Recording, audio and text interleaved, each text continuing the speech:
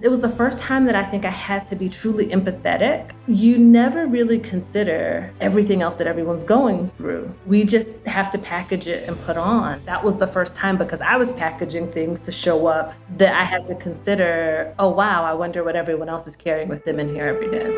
Thai Randolph, the former CEO of Hartbeat, where she led the company's growth and secured a $100 million investment, one of the largest ever private equity rounds led by a Black woman in the US. I think so often as women, we're just taught to go, go, go, go, go, especially now. I think we have to be more candid, especially about, the expectations of women, is knowing how not to internalize everything. You could oversee it all, but you can't wear it all. Energy is capital. You have to be careful, how you invest it. You can deplete yourself. Was there a certain challenge that you remember vividly that you're like, oh my God, what do we do? I think one of the most unexpected things is... Thai, thank you for being here. Thank you for having me. Can you just intro me everywhere? Yes, every day. No, this is fantastic. Thanks for having me. So Thai, I want you to take me back in time to maybe how you grew up a little bit, and who was Thai? And do you see specific events that shaped you to the person and the leader that you are today? Absolutely. I think one of the most unexpected things, so anytime we have to do the party trick where it's tell us one unexpected thing about you, I love to tell people that I grew up on a farm in a little town called Holly Hill, South Carolina. And the town was so small that when we got our first fast food restaurant, we had a parade. And so that's the thing I remember the most. It wasn't one stoplight. There were two stoplights in town.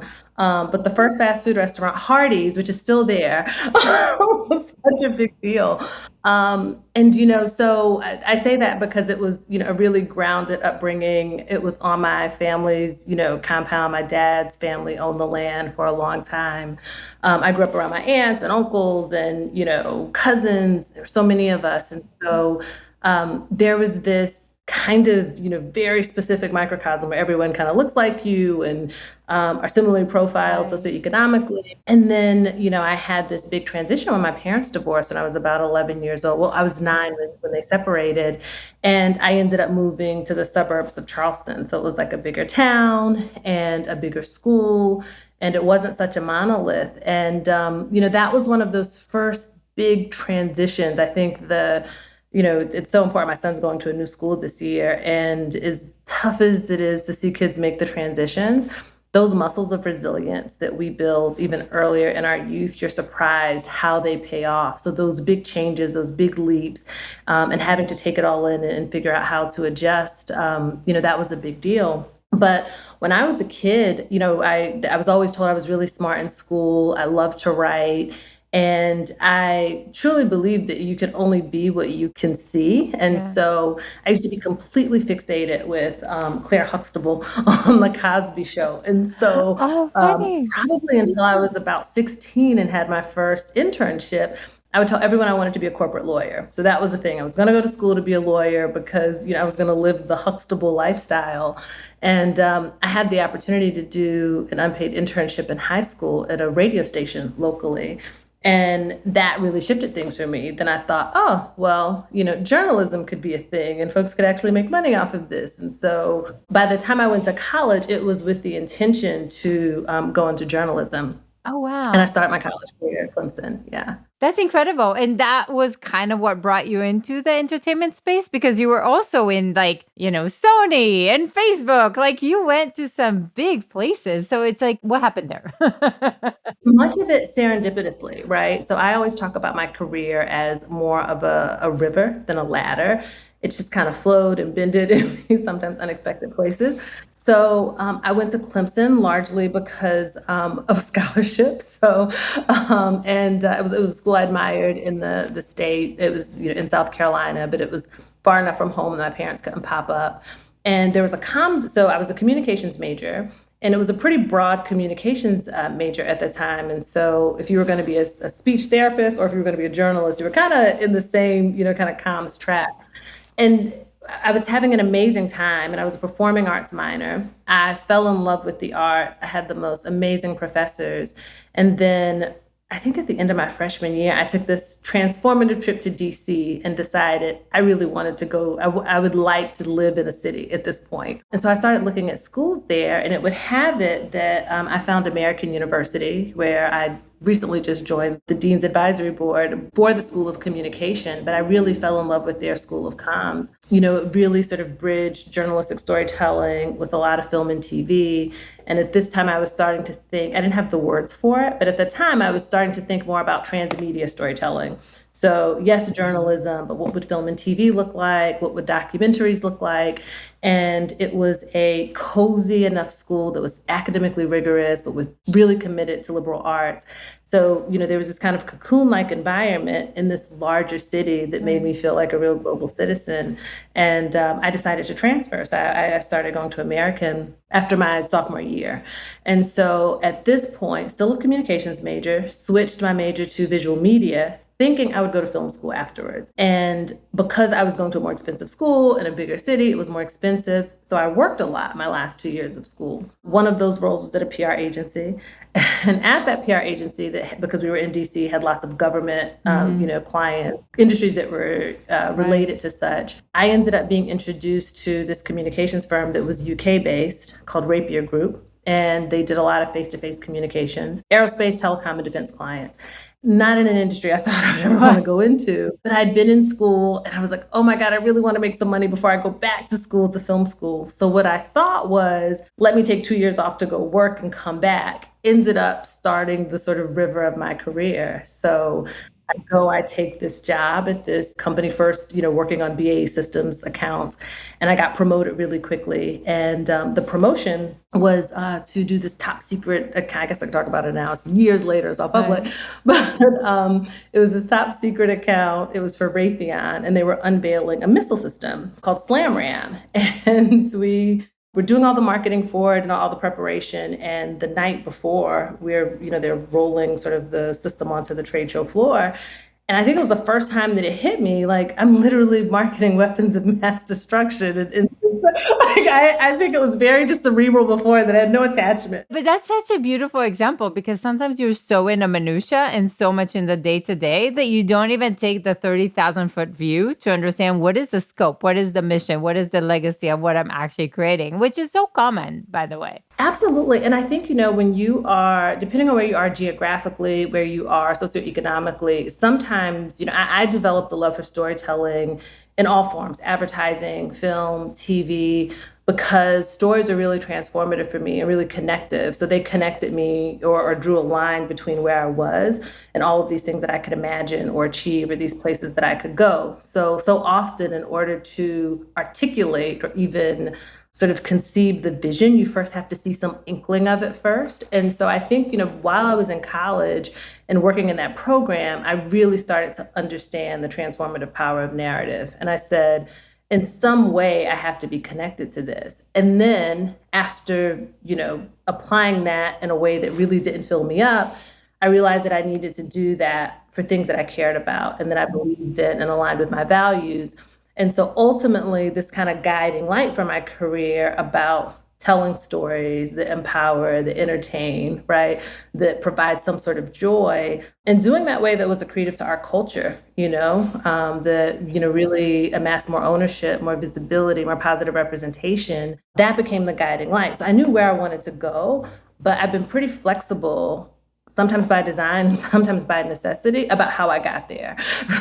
Makes sense. So tell us that, because your journey is incredible. Like, if you kind of look at, don't take me all the way to the end, but it's like, even just like what you've done in Sony, what you've done in Facebook, like you've done some big things and different agencies before that. So you've done some big things.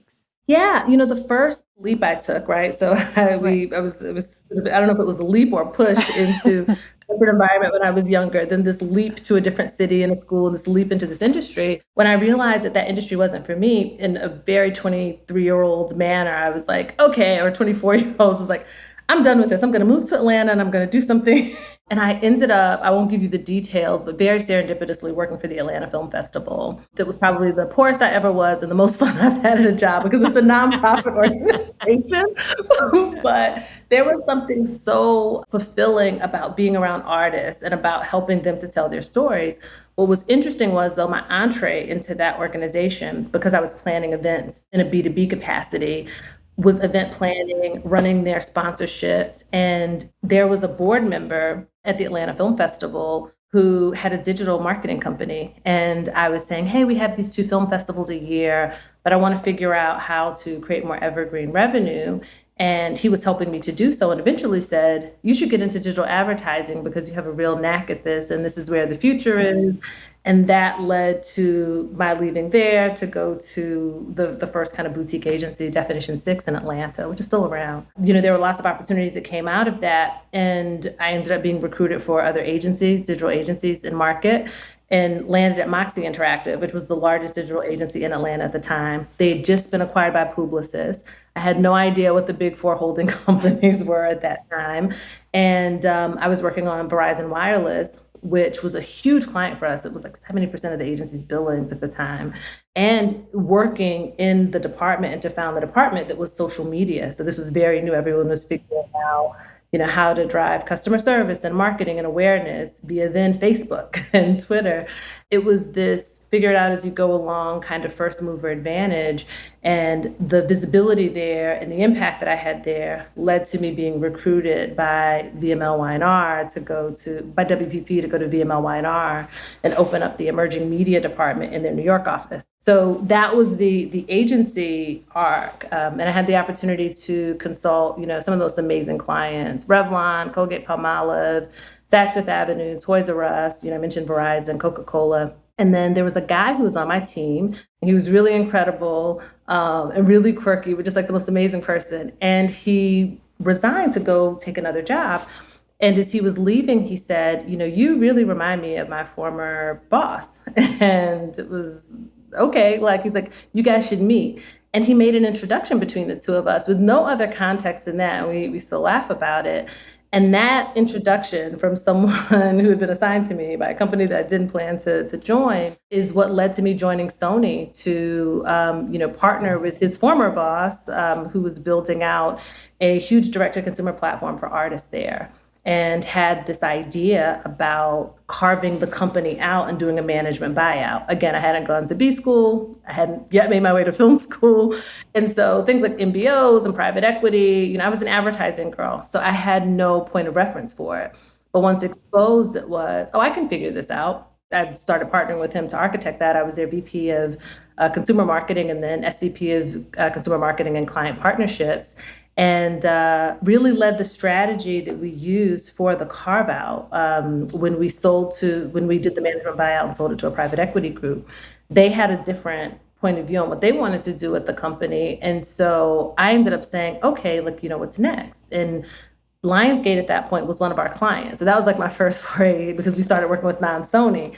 But I didn't go quite to Lionsgate first, right? So we talked about a role. I was like, I don't think this is the right one. I went to Facebook.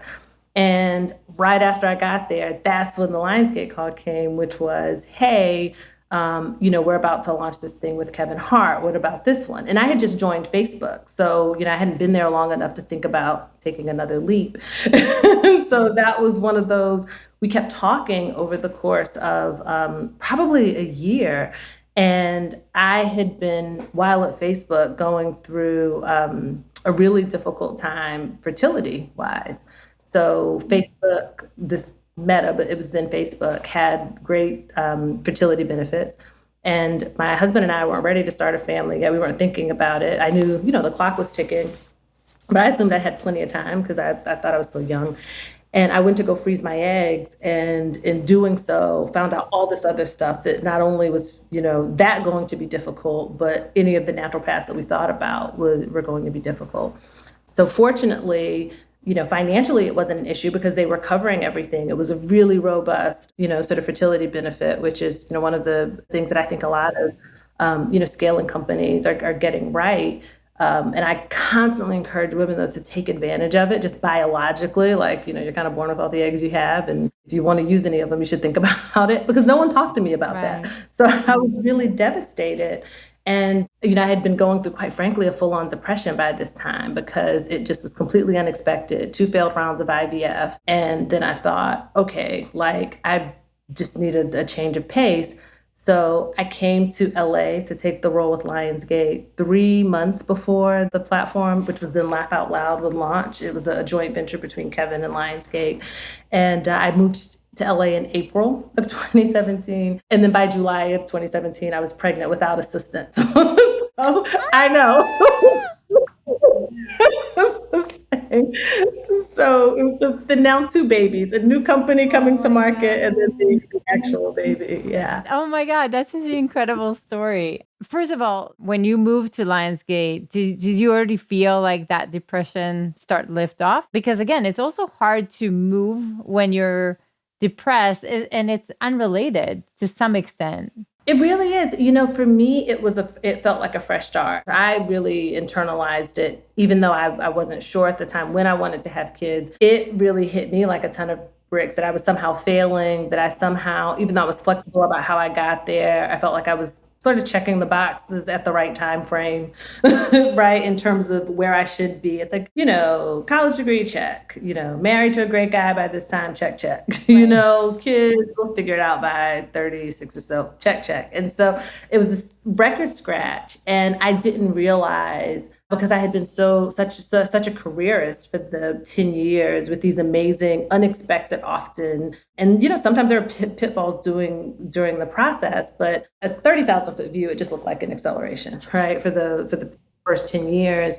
And this was the first time where I was presented with a challenge that I just couldn't do anything about, at least in the way that I thought. So we started thinking about, other ways of building a family, but it was just personally pretty devastating for me. And so when I moved to LA, I just had a new project, and it was so busy, and I had to put together the full go-to-market and monetization plan in less than 3 months. Put it aside, basically. Exactly. So it was a good distraction. The air was lighter, it was cleaner. And, it sort of gave me an opportunity to say, I've definitely had a picture of what this needed to look like before, and now I can just sort of redesign. I can design again what the full picture looks like. And I think the minute, though, that my body and mind was out of that acute stress, what was naturally supposed to happen just happened. That's incredible. And before we go on to your career, because that is incredibly important, if you do talk to somebody that is a woman, 34, 35, very driven about her career, what would you say to her? I would say, quite frankly, what my colleague at the time told to me, because I thought it was so invasive. I worked with this woman. Her name was Megan. If you listen to this, I'll send it to her. She said to me, she was saying, oh, she told me about the fertility benefit, because, you're starting a new tech company. I hadn't worked in big tech in this way. And I was like, yeah, I'll get to it. We're not having a child now. And then everyone was so casually talking about freezing their eggs or fertility planning. She said to me, just think of it as insurance. And she was so open with what she was going through. And I think it was just that she understood that, just the pure biology of it. So this isn't, so I always give the recommendation, it's not about whether or not you want children or not. It doesn't matter what your family construct is, or if you don't have one, you want to do it alone, you want to do it partnered, whatever that configuration looks like. It's about maximizing optionality. So if you have the means, and that's something you're even directionally interested in or want to decide later, fine. Because I do think that biologically, there are just certain considerations. Now, that said, there are all kinds of ways to start a family. I think so often as women, we're just taught to go, especially now. And in some places, achieving equity in stages, and you're trying to keep pace.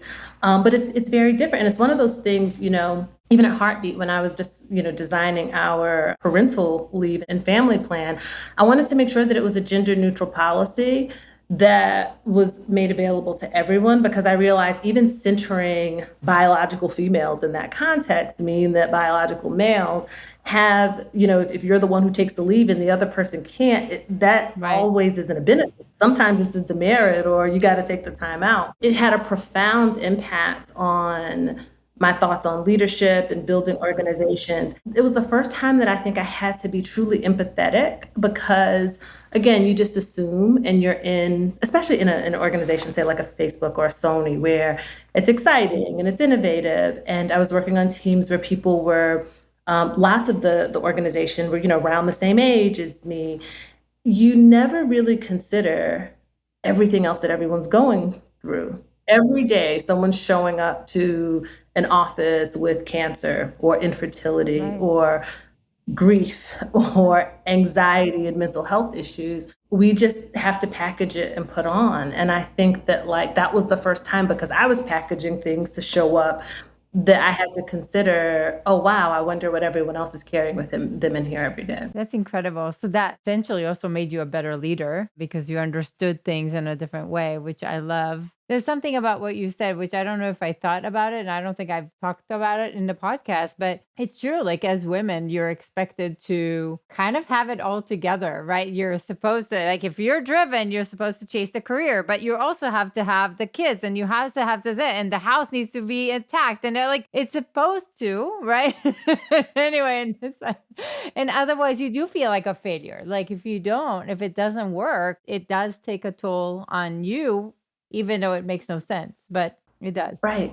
Right. Yeah. By the way, even if you opt not to, for whatever reason, I think even that comes with a level of Oh, yeah. judgment. There's a certain level of like identity politics that women experience, in the workforce. And I'm not saying that is, some sort of crutch. I think it's just the reality of when it came to IVF or when it came to family planning, it was just the reality of my experience as a woman. And so I say to, other women without being invasive, it's just make sure you're maximizing your optionality all the time. I love that. And again, Lisa Bilyeu, we had her on our show and she just said she didn't want kids, but that came with a lot of judgment too, by the way, right? But again, you have options, which I love what you're saying, Thai. And so you joined Lionsgate. It's incredibly exciting. I don't know if you knew Kevin Hart by then. Did you know Laugh Out Loud? And they're like, so how did that go? And like, So a lot of folks think in the beginning that I came to LA to work with Kevin. I didn't know him. I met him through Lionsgate. So the way that the team was structured at the time, there was sort of a shared services group. They had a few streaming services before, the full integration of Stars. And, one was Comic-Con HQ, Tribeca Shortlist, and ours was the third to launch, or did Pantaya launch before us? We were launching right around the third and the fourth launch together. So we were right with Pantaya. And so we all initially sat in Lionsgate. I was a Lionsgate employee, walked the halls in Santa Monica every day. And it was a true joint venture. So Kevin, of course, was very involved. But when it came to sort of like the go-to-market and the strategy and the planning on this side, that was really a part of Lionsgate's contribution to the venture. And it wasn't until, and so obviously I got to know him during that process, was just incredibly impressed by his business acumen, his creativity, his sort of singularity and being able to balance the two. But I didn't come to work for an entertainer, right? I came to work for an entertainment company because at that point, my thought was this guiding light mission of telling stories that empower and entertain. And, by the time I left Sony, I started thinking about that mission, not just as telling stories that do those things, but also to build ventures that accomplish those things. And so I thought, oh, wow, this is an opportunity to really do that at scale for a product I really care about, speaking to audiences who look like me and who I can really identify with. And so I was checking all of those boxes, but I very much thought of it from the studio lens. And it wasn't until there was like an evolution of strategy within Lionsgate as they were, integrating and scaling Stars and thinking about where, these smaller streaming services sat. When we were decisioning what was going to happen with Laugh Out Loud, that we made the decision to carve the business out of Lionsgate. So when, Kevin bought out the majority of Lionsgate's interest and we went independent, I became COO of the new venture. I had been GM. That was the first time for a couple of things, right? The first time sort of, partnering directly on the creator side. It was the first time in a truly entrepreneurial state because everything else had been very entrepreneurial. And we completely replatformed the business. And it was also the first time leading a capital raise. Our very first capital raise was a strategic one. So Comcast came on as an investor after we left Lionsgate. And we became a strategic programming partner for Peacock as they were launching. And we re-architected the business strategy to go beyond a streaming service. We actually sunset the streaming service at the time, the direct-to-consumer app, and went really aggressive into the fast streaming space. We launched a live events division, did a lot of work with brand partners. And so we really became this multi-platform entertainment company that grew on a really meteoric rise, doubling revenue year over year. We were profitable upon carve out and continued to maintain profitability, doubling the size of the team just about every year. It was just this rapid growth and a really exciting time, all while I had this little human who was, hitting all these milestones at the same time. And I was trying to figure it out. But yeah, so again, I need to stop saying serendipitous because I'm a person of faith. It was completely divine in that respect because I couldn't have imagined it. I had an intention set, definitely, but I couldn't have told you that these were the specific steps. And in fact, a lot of those steps or those opportunities looked like challenges in the beginning, or they looked like they could have been, hurdles, and they ended up being accelerators. And so one of the things that I've learned just through my journey, and I try to remind myself all the time, is just to trust the process, or trust the divine that's guiding the process.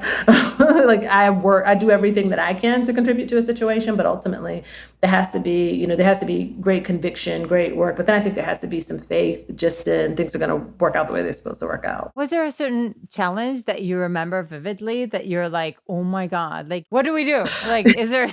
There were quite a few, when we first, because I always say the only thing harder than starting a new business is carving out a business from one, and that's having carved the Sony piece out, and the same here. And I say that because we were configured initially to be very integrated into Lionsgate's infrastructure. So when we carved the company out, Kevin was touring at the time. And so I remember having to move the team over to a new space and figure out everything from payroll to, I was like, oh, every lines, they handled everything.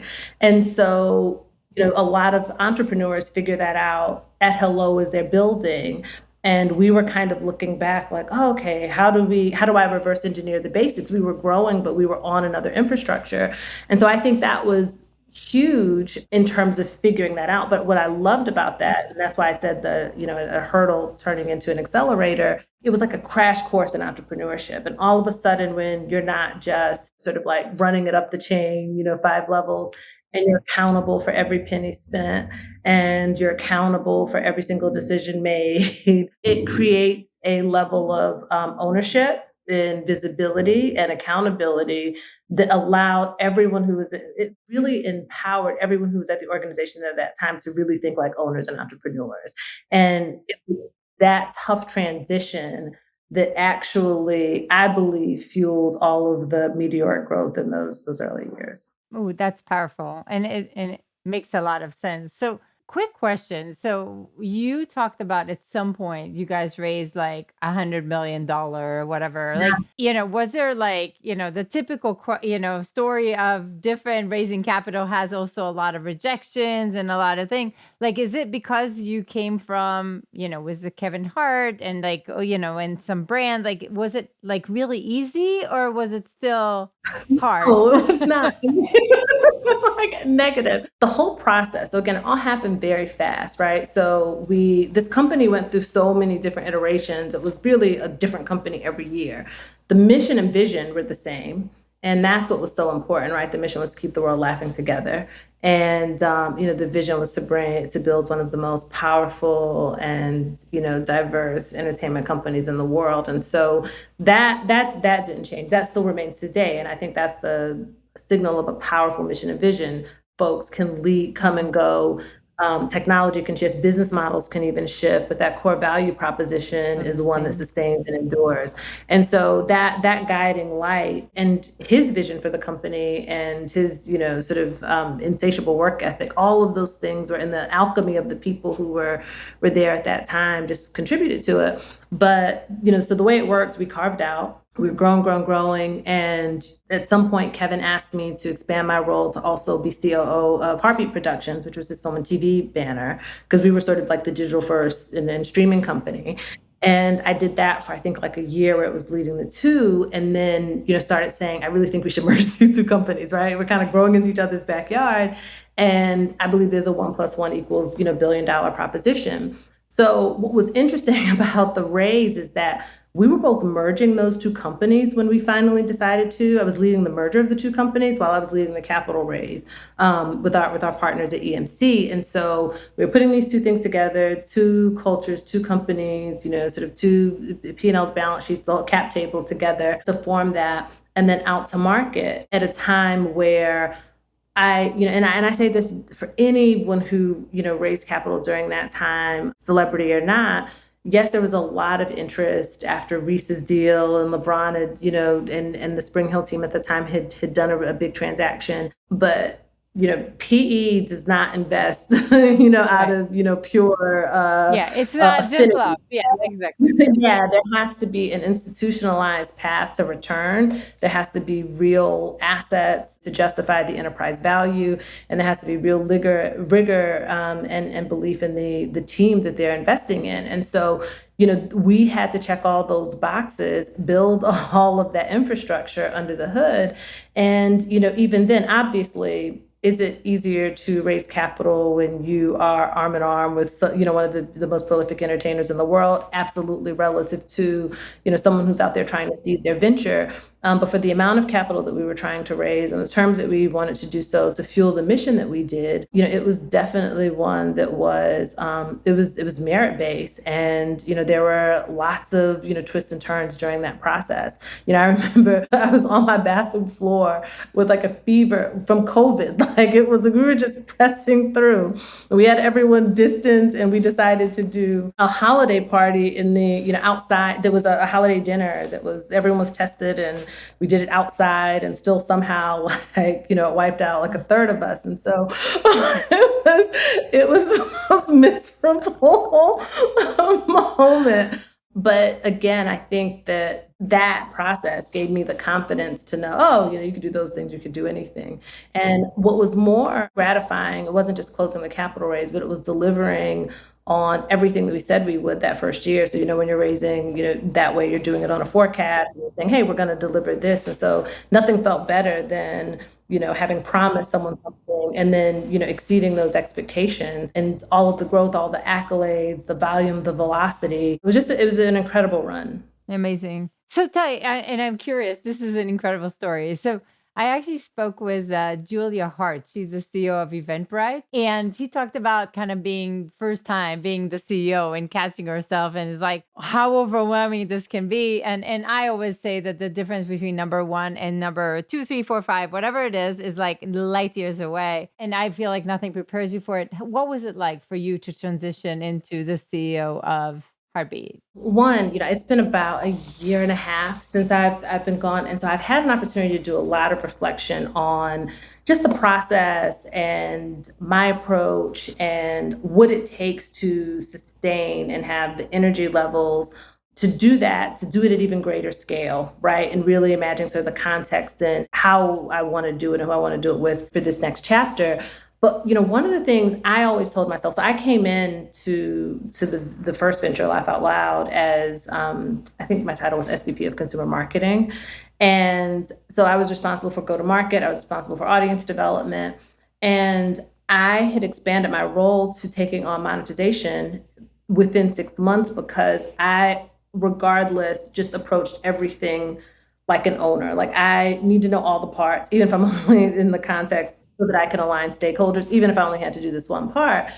And what's interesting is where that became my MO was at that first company, that the one where I was doing all the aerospace and defense stuff, because I was a project manager. So my job was to understand the 30,000-foot view and deliver things on budget, on time, with, matrix partners. And even though I might be responsible for the project going well, you just have to touch all the pieces, all the resources, and ultimately deliver. And so I think that in some ways I really approach every aspect of my career, whether it's a capital raise or a rebrand or the merger of two companies, like with that project management sort of mentality, like, okay, what are all the pieces on the table? What's the objective? When does it have to be done? By when? At what standard? And so I always was looking at the whole board. So to me, and I just had I'm the oldest of blended family of 7. So I always felt like I had took on this ownership, first birth order kind of mentality. And that was the approach that I took. So I never felt I'm not capable of doing this by the time, because I was already doing it. And that goes for every promotion that I ever received. My approach was never to go to someone and say, I think I could do this. Could you give me this shot? Though, by the way, I think there's nothing wrong and more women need to be sponsored and given the opportunity to shine. I always took the approach where I'm already doing the job that I'm asking you for, so let's just acknowledge it formally, right? So I would say, let me prove it, have the results, and then. So by the time that I was designated CEO, I was already driving both P&Ls. I had already driven the first capital raise, the brand strategy, the client partnership. So every aspect of that business I was touching and orchestrating. So it was just the natural progression. I think what I was not prepared for, and this is when I think we have to be more candid, especially about, the expectations of women, is knowing how not to internalize everything. You could oversee it all, but you can't wear it all. Energy is capital. You have to be careful, how you invest it. And while I don't think it can be created or destroyed, you can deplete yourself. And I think that you have to have a certain level of EQ and distance in order to be able to navigate and endure. And I found myself feeling at times, quite frankly, just particularly burnt out, right? And I think that there is sometimes an archetype of what women leaders should look like and how they should show up. We hear all the CEO and whatever. It's no, we're just humans. We're humans leading, and humans need rest. By the way, but we do often are in these social constructs where we have certain expectations in terms of, gender roles. But at the end of the day, a woman who was on my team said something that stuck with me forever. This is in the earlier days. And I was like, we're like a family and we're going to do this as a family. And she said, no, we're not a family. We're a team. And I thought, and my initial response, because I was so passionate, was, oh my God, she's really separated from the mission. But no, she had healthy boundaries. And that was the right construct to think about this. Teams are close. They do work in coordination. Everyone does have a role. Teams are also incentivized appropriately, and they have agency and they make decisions, and the teams have to invest in them and the players have to invest back in the team. And that was a much healthier stance to take, because as a CEO, you're not a parent to the organization, right? You're the leader of that team and the leader of that enterprise. And so that's one of those things in terms of just managing energy and fuel. Is that I want to be very conscious of moving forward. But let's talk about that for a second, because I think burnout is real. And when we burn out, we take it out on everyone around us, whether we like it or not. There's going to be casualties, because I don't believe in full balance. I do believe some kind of balance is a myth. I think you can have it all, just not at the same time. So there's a little bit of right, but there's a little bit of presence. How am I present with my kid at that time? And I'm present with my team at that time. And I'm present with myself. And I don't eat myself alive at 3 a.m. How did you find that to work out?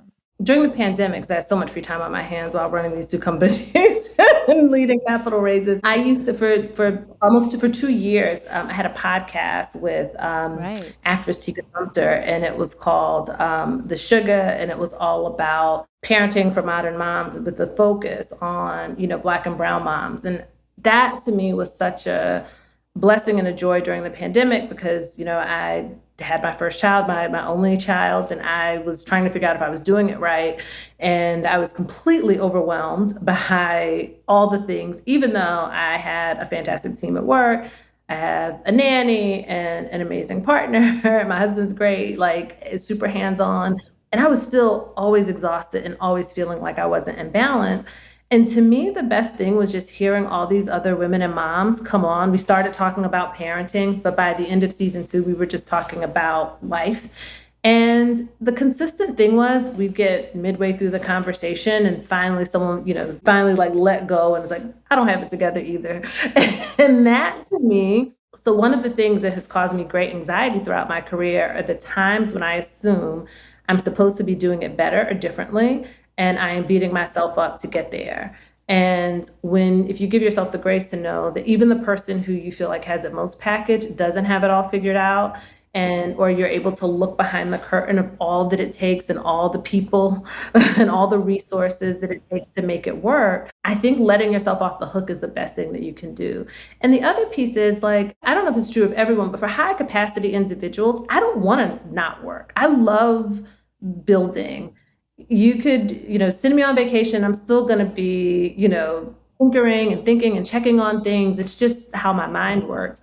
So I don't even think it's like the amount of hours in a day. To your point, I think it's about, are you present? Are you treating yourself well? Are you treating other people well? Are you able to advocate for what you need in the capacity of your busy life? That might look different for other folks, but I don't believe there's a single way. And I don't believe that balance piece, if it is achievable, I have not achieved it. I don't think anybody has. But I love it. But I think I think you nailed it. Like, I think it's really more about stopping hard on ourselves, because the hard on ourselves is what kills it, right? Like, because the truth is, it's not about the quantity of the time, it's the quality of the time anyway. So the question is, are you happy when you're in every capacity, right? And I think at the end of the day, that's like all about that. And you can be happy even when things are hard, right? So for me, it was never a measure of, are the long hours draining me? Or the things that for me are those energy drainers and stealers are, am I around people who respect me or no, right? Am I being respectful of other people or no? Are my opinions, is my personhood valued? Am I doing things that light me up? Like the function of what I'm doing, for if I'm going to spend 16 hours today doing it, the function of those activities, are they things that I enjoy, or are they things that I at least feel fulfilled in because I know that they're going to lead to a greater good? When those answers are no for me, it shows up in my body and my attitude and all those other places. And it's incredible. And I love that conversation, because I think it's absolutely important, because we try to have it all, right? All of it together. But after a while, Ty, I'll just take you there for a second. You did about a year and a half ago leave Hartbeat, and it's been 7 years in that ecosystem, from, I don't know, when you joined.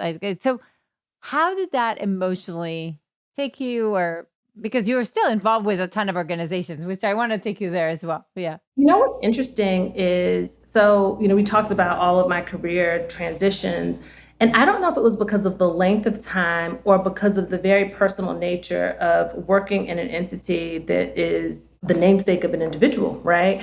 That I think publicly feels so much more personal, So I think that I was very surprised by how much folks had kind of attached my identity to the organization. That was really interesting to me, because I never felt that way in any other company. Like, I always was like, oh, I was at Meta, it was great. Like, moving on.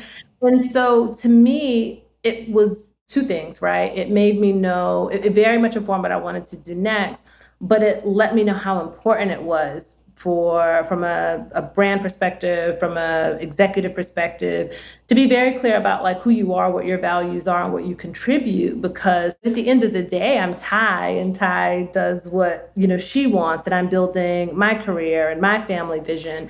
And I think it's important to have that level of agency. And so to me, I think it was very surprising just to see how much more linked. And again, very different and there are lots of contributors. I was the CEO of that company, the architect, like I said, of so much of what we did, and the length of time that I was there. But I also think those are the types of things where, if you feel, whether it's an entertainer-led organization, whether it's a big name tech company, I think just anything where you feel like you have handcuffs that will cause you not to pursue, and not handcuffs by the company, but your own mental perception. If there's anything that is keeping you from taking a leap that you feel like is ultimately fulfilling your purpose, or to taking that next stage, it's probably then at that point what was once an accelerant or has now become something else. And that's really about how we perceive things individually where we are. It did take some sort of like redefining of like my own personal go-to-market after having been sort of so attached to an organization for so long. And to an individual who, again, powerful and prolific. And so you start to think about how you talk about your own self outside of you know? And I think that's so powerful because the listeners, if you are listening to this episode, everybody, I think a lot of us are in this position. Like I was there about a decade ago when suddenly I realized that all my identity was always attached to my title, to the company I was with. And I was like, who is Ilana without it? Like there was a little bit of the like, oh gosh, like who am I? Like, I know I achieved a lot. I ticked a lot of boxes of success, but who am I without this title or who am I without this company? Now, again, it's a little different with you, Thai, because you're involved with a lot of organizations and we'll talk about them. But I'm sure there's a little bit of like, I need to redefine, right? Absolutely. And a part of that is because I think a part of it proves that you were really successful and committed to the thing that you did, right? Because there's a moment, and I think it's like the first Sex in the City. It's either the last season of Sex in the City or it's the first film, right? So I'm going to quote Samantha Jones. She's dating Smith Jarrett, very profound business advice. And she's dating this guy and she's his publicist. And she breaks up with him because she says, I realize I say your name more during a day than I say my own. It's interesting because you could be at any organization. And the minute where you put more stock into the organization than yourself, and there's a difference because that's coming from someone who is 2000% committed to any organization that I am with, whether I built it from the ground up myself or whether I attach myself to it in any capacity. I don't know where the boundaries are. It's like I leave it all on the table. But to your point, if you're feeling like you're lost or you don't have an identity without it, that's when you're like, oh my God, am I so reliant on this to define who I am? And like, whose life is it anyway? You only get one, and you only get one career. And even if you choose to stay someplace for 20 years or 50 years, you're going to invest all of your time into that place, it's even more important. And that to me is something I only found out with distance, because in the spirit of transparency, when it would come up from other folks who worked for me, who I saw like driving these boundaries and these independence, sometimes I would interpret it as, are they loyal to the company? Are they, on board?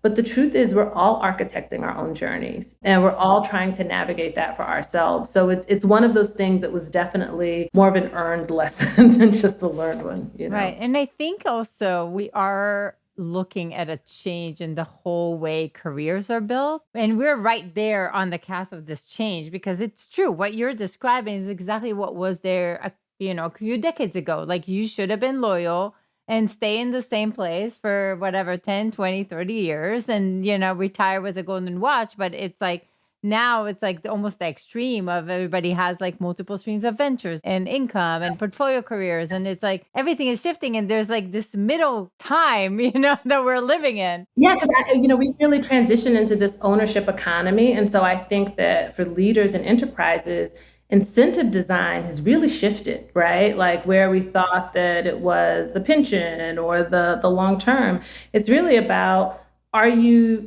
sort of providing equity and incentives and the type of life management opportunity in real time that allows folks and incentivizes folks to invest in you over this period of time? And is the organization one that can cycle through and keep attracting the right type of folks, or, design more sustained incentives?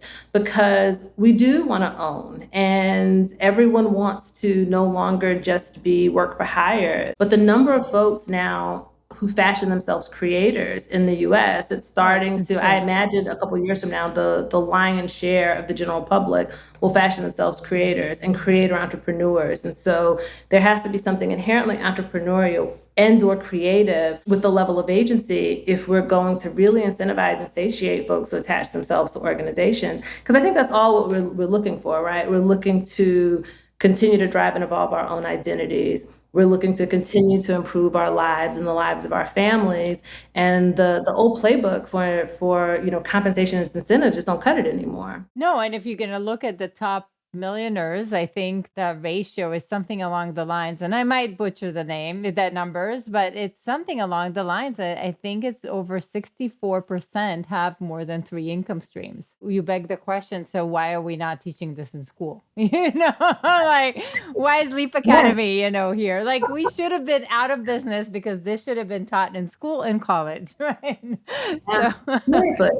But talk to me a little bit. You are involved with a lot of things. Absolutely. I've been on the board of Rock the Bells, which is LL Cool J's company since inception. Over the past, I guess, year or so, have been really helping them expand into different areas and led the organization through a brand transformation. And it's just been an exciting time. It's, sort of like one of the leading experiential companies in the music space, but they do storytelling and brand partnerships. And we've just been having a lot of momentum. So I've been doing, more strategic advising, so on the board there. I'm an investor in Brain Trust LP, which invests in inclusive beauty brands in the space. And that's been amazing, seeing the evolution of many of those companies. And I am cooking up something new, which hopefully I'll be able to talk about soon, that I've been working on for over the past year, that really brings so much of what we talked about today to bear. And what's interesting when you talk about taking the leap, I don't think it would have been possible if I had not had every single one of those experiences that we talked about. It really is the culmination of everything I've done in my career to date, where venture building and partnering with creators and, working really closely with brands. And so, the river continues. We're still going to keep flowing. Oh my God, Thai, this is incredible. Take us to just one last thing that you wish somebody told you earlier in your career, because I can totally see, as you were telling the story, I could also see the patterns of what created Thai to who you are. But what would you want somebody to tell you early on? Yeah, I think that it is going to be as hard as it is fun, right? Like big, and it's expensive. Like big careers are expensive, big risks are expensive. It takes a lot emotionally. When you're doing stuff entrepreneurially, it can take a lot financially. It takes a lot from a timing perspective and the time you spend with friends and family, like your intellectual, capital that you invest. These are expensive endeavors. And so you just want to make sure that your time, your energy, your intellect is well spent. Thai, this was amazing. Thank you for sharing all of Likewise, this. you were fantastic. You were so engaging. I was ready to talk about all the tactical stuff in your Oh, forget tactical. You'll leave that to other shows. You're fantastic. You're such a great interviewer. You're so warm. You're right. Like this should literally be taught in schools. Appreciate the work that you're doing. So impressed by it. Oh, thank you, Thai, for everything. It was fantastic. Likewise. More episodes that you're going to love are right around the corner. So definitely make sure to click the like button and subscribe to our channel. Also, who in your life should see this today? Do share this with them. This will inspire and help those you care about and helps us continue to bring amazing guests. And I will see you there.